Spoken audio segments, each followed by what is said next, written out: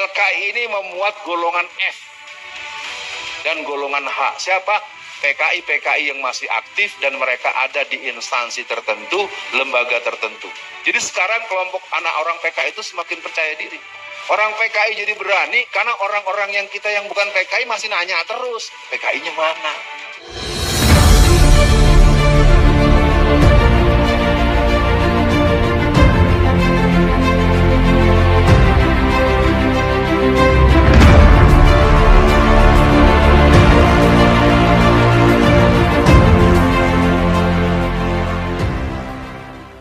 Assalamualaikum warahmatullahi wabarakatuh. Kembali berjumpa dengan saya di channel Hamzah Gantaran, sahabat sebangsa dan setanah air di mana saja Anda berada. Kita dikejutkan dengan sebuah ceramah dari salah seorang pendai, salah seorang ustadz, yakni Ustadz Alfian Tanjung. Memang ustadz yang satu ini selalu menggembar-gemborkan isu-isu tentang PKI. Ustadz Alfian Tanjung ini memang salah satu ustadz juga yang selalu menyerang rezim karena dianggap dia pro maupun memberikan ruang bagi tumbuh suburnya aliran-aliran kiri atau kelompok-kelompok yang mengusung ideologi kiri. Hal yang menjadi seksi karena memang isu PKI ini selalu menjadi seksi. Hampir di setiap perbincangan dari dulu hingga saat ini, dari kalangan masyarakat awam hingga para akademisi, para dai-dai dan para birokrasi kita. Kenapa? Karena memang PKI pernah melakukan sebuah sejarah kelam di Republik ini. Kita akan coba menyimak dulu seperti apa pandangan daripada Ustadz Alfian Tanjung yang betul-betul menyita perhatian publik ini. Intinya kenapa? Sekarang di negeri ini orang boleh bertanya tapi tidak boleh mempertanyakan. PKI bangkit secara sistematis mengarah pada formulasi eksisnya Partai Komunis Indonesia. Mereka tidak akan pernah sementara menggunakan nama, tapi menurut yang saya tahu, tanggal 30 September besok mereka akan umumkan itu. Karena gerakan mereka adalah membunuh para ulama-ulama di seluruh Indonesia. Paket gerakan mereka yang bernama Pembabatan Ilalang tahun 2021 sampai 2025.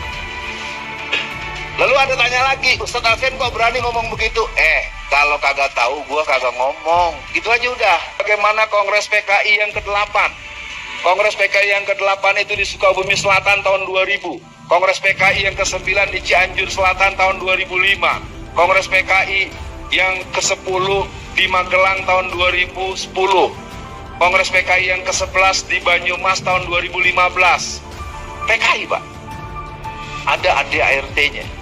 Yang paling perlu saya berikan kabar adalah pertemuan nasional mereka tanggal 2 sampai tanggal 3 bulan November 2021 di sebuah yayasan titik-titik di Bogor, bertemu sekitar 70 sampai 150 orang, pertemuan antara LKI dengan PKI. Apa itu LKI? LKI itu Liga Komunis Indonesia. Nah, LKI ini memuat golongan F dan golongan H. Siapa? PKI-PKI yang masih aktif dan mereka ada di instansi tertentu, lembaga tertentu. Jadi sekarang kelompok anak orang PKI itu semakin percaya diri. Orang PKI jadi berani karena orang-orang yang kita yang bukan PKI masih nanya terus, PKI-nya mana? Kan Pak Jenderal Riamiza Triakudu telah berkata, barang siapa orang yang mempertanyakan keberadaan PKI dan menyoal PKI-nya mana, patut diduga PKI-nya adalah yang bertanya itu. Inilah kelakuan-kelakuan mereka yang sebenarnya kita harus menyatukan barisan. Apakah Muhammadiyah, apakah NU, Al-Wasliyah, versus semua gerakan Islam, semua masyarakat Islam harus berhitung. Karena mereka sudah bubarkan Hizbut Tahrir, sudah bubarkan FPI, mereka sudah mulai mengoyok-oyok MUI, beberapa usulan agar MUI dibubarkan, mulai diusulkan pembubaran PKS, karena PKS paling gigih menolak IKN. Terus terang saja Pak, mereka juga sedang menuntut agar ada tahapan untuk membubarkan Muhammadiyah. Ya, kalau kita simak sangat jelas dan begitu tegas Ustadz Alfian Tanjung ini kemudian menyebut bagaimana pergerakan-pergerakan daripada kelompok-kelompok yang mereka sebut itu sebagai kebangkitan daripada PKI.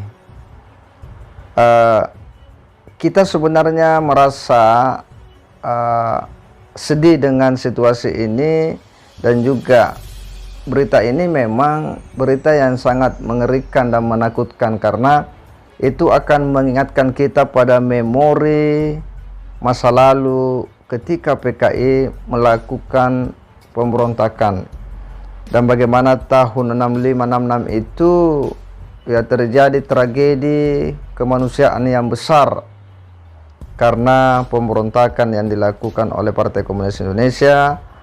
Dan tidak hanya sampai di situ, bagaimana dia membunuh banyak ulama-ulama, kiai, dan membunuh para jenderal.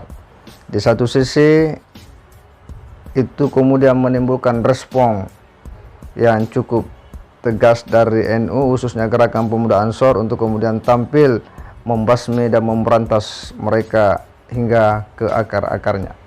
Tetapi penyampaian daripada Ustadz Alfian Tanjung ini dengan menyebut bahwa PKI sedang mempersiapkan sebuah kekuatan, ya, dia melakukan kongres ya dari sejak tahun 2000-an ya, kemudian berulang di tahun-tahun berikutnya, lalu kemudian terus berulang bahwa dia juga sudah masuk di parlemen.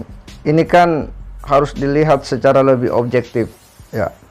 Kita tidak ingin bahwa propaganda yang bisa membuat masyarakat Indonesia kemudian memberikan pandangan-pandangan ya, ataupun menggiring publik untuk memberikan stigma-stigma negatif terhadap pemerintah karena ceramah-ceramah atau pidato-pidato yang dilempar oleh para ustadz-ustadz kita, yang itu sebenarnya adalah bahagian daripada upaya untuk menjelek-jelekkan pemerintah.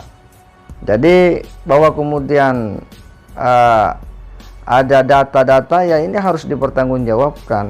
Dan menurut saya bahwa ketika ada data-data seperti itu, ada fakta-fakta seperti itu, maka kenapa tidak dilaporkan kepada lembaga-lembaga yang berwenang untuk kemudian menindak. Justru dengan framing-framing yang kita lempar di publik, itu hanya akan menimbulkan polemik dan kegaduhan. Bahwa propaganda-propaganda itu sangat berbahaya, khususnya bagi publik yang banyak diantaranya adalah masyarakat awam yang cenderung dalam menyikapi persoalan lebih mengedepankan emosional ketimbang rasionalitas. Oleh karena itu akan sangat berbahaya jika isu-isu PKI ini kemudian terus di-framing, dikapitalisasi untuk upaya untuk mendiskreditkan pemerintah. Karena sekali lagi bahwa isu PKI ini adalah isu yang sangat seksi.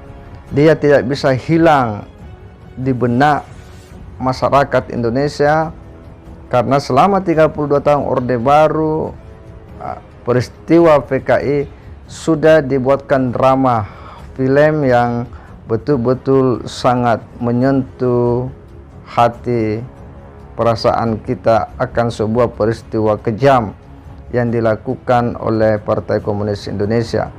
Dan ini sekali lagi akan sangat berbahaya dan mengerikan jika isu-isu ini selalu dijadikan sebagai alat opini untuk kemudian menyerang rezim hari ini. Dan kita berharap juga bahwa aparat keamanan juga jangan pernah ragu untuk kemudian menindak ya orang-orang yang dengan mudah dan gampang menyebarkan berita-berita yang tidak didukung oleh fakta-fakta atau berita-berita hoax, yang ini akan membuat kegaduhan tersendiri dalam kehidupan berbangsa dan bernegara.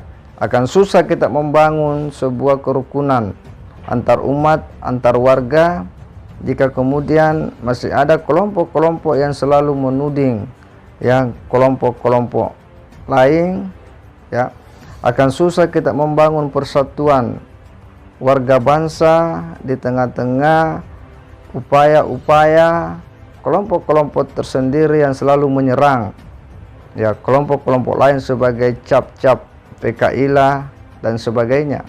Oleh karena itu kita berharap bahwa hukum juga harus ditegakkan supaya keadilan itu bisa berjalan dengan baik. Siapa yang menebar berita-berita hoax juga ini harus ditindak tegas biar masyarakat tidak gerah dan tidak gaduh. Saya kira demikian. Wassalamualaikum warahmatullahi wabarakatuh.